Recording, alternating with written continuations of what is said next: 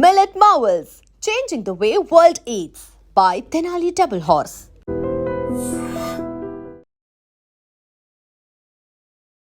నాగర్ కర్నూల్లో మరోసారి గుప్త నిధులకు సంబంధించిన ఒక ఘటన వెలుగులోకి వచ్చింది. అదేంటి అంటే గుప్త నిధులు ఎక్కడున్నాయి ఏంటి అని నాకు తెలుస్తుంది, నేను చెప్పగలుగుతాను అని నమ్మబలికి ఒక అతని దగ్గర నుంచి ఈ రంగస్వామి అనేటటువంటి వ్యక్తి 5 లక్షలు తీసుకున్నాడు.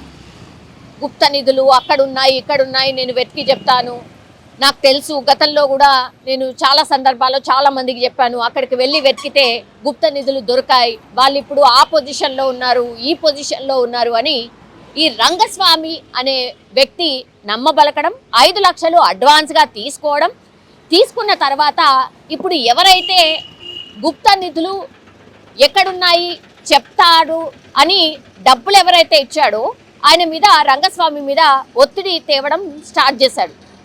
ఇప్పుడు ఈ వ్యక్తి పేరు వచ్చేసి పులేందర్ గౌడ్. ఈయన చేపల వ్యాపారం చేస్తూ ఉంటాడు.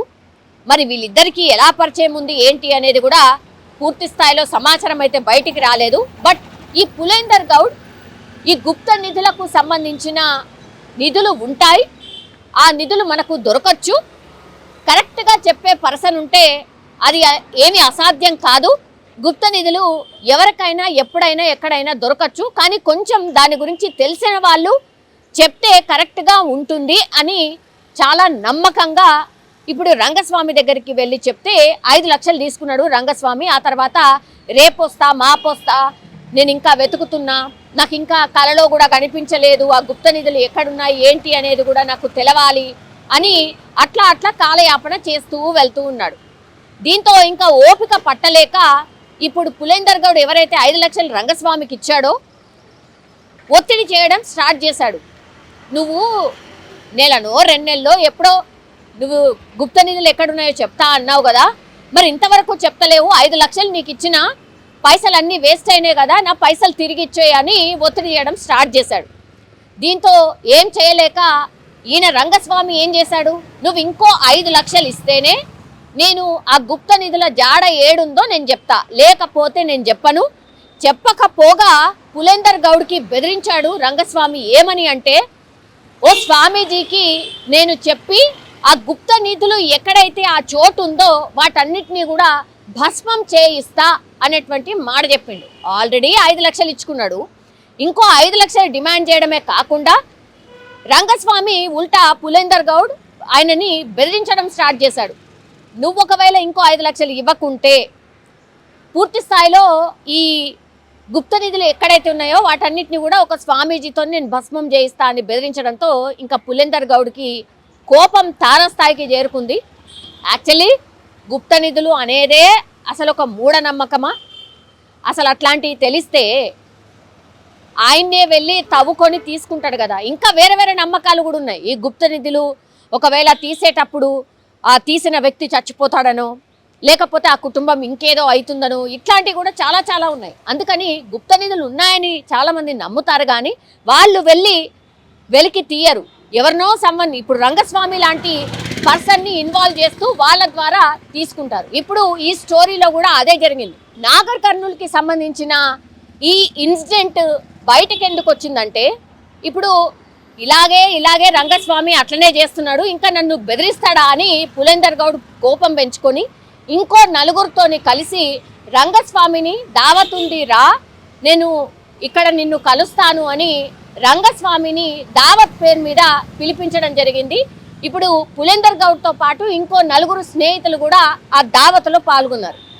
దీంతో ఆల్రెడీ పథకం ప్రకారమే ఖచ్చితంగా రంగస్వామిని చంపాలి అని పులేందర్ గౌడ్ డిసైడ్ అయ్యింది. దీంతో ఆయన రాగానే ఆయన తాగినటువంటి కళ్ళు కావచ్చు, లేకపోతే ఆయన తిన్నటువంటి ఫుడ్లో కావచ్చు, మత్తు పదార్థాలని కలిపిండు.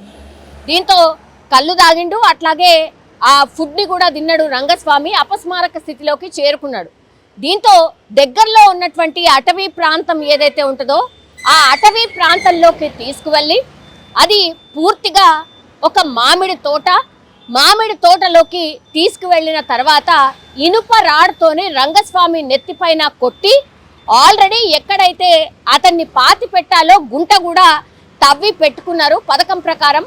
ఈ నలుగురు ప్లస్ పులేందర్ గౌడ్ వీళ్ళందరూ తీసుకెళ్లి ఈ రంగస్వామిని పూర్తి స్థాయిలో తల మీద కొట్టిన తర్వాత రాడ్తోని ఆ తర్వాత ఆ గుంటలో వేసేసి కప్పి పెట్టేసినటువంటి సిచ్యువేషన్ అయితే కనిపించింది.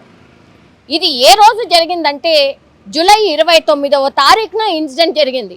29వ తారీఖున ఈ అంటే పులేందర్ గౌడ్ రంగస్వామిని కలుద్దాం రా అని పిలిపియడం, ఆ ఫ్యామిలీకి కూడా ఇప్పుడు ఈ రంగస్వామి ఫ్యామిలీకి 2 కొడుకులు, 1 కుమార్తె అట్లాగే భార్య ఉన్నారు. వాళ్ళ ఫ్యామిలీకి ఇప్పుడే వస్తా అని చెప్పి వెళ్ళినటువంటి వ్యక్తి ఇప్పటి వరకు అంటే నిన్నటి వరకు కూడా రానటువంటి సిచ్యువేషన్. దీంతో 3-4 రోజులు తెలిసిన వాళ్ళ దగ్గర రంగస్వామి కుటుంబ సభ్యులందరూ కూడా ఫోన్ చేయడం, వెతకడం ఇదంతా కూడా చేసిండ్రు. అయినా సరే దొరకకపోవడంతో మొన్న ఆగస్టు 3వ తారీఖున పోలీస్ స్టేషన్లో ఫిర్యాదు చేసిండ్రు. వెతుకుతూ ఉండగా ఎందుకో మరి డౌట్ వచ్చింది ఈ పులేందర్ గౌడ్ మీద. ఎందుకంటే ఈ డబ్బుకు సంబంధించిన లావాదేవీలు ఫ్రీక్వెంట్గా పులేందర్ గౌడ్తో రంగస్వామి మాట్లాడడం ఇదంతా భార్య చూసింది కాబట్టి పోలీసులకు ఇన్ఫర్మేషన్ అయితే ఇచ్చింది.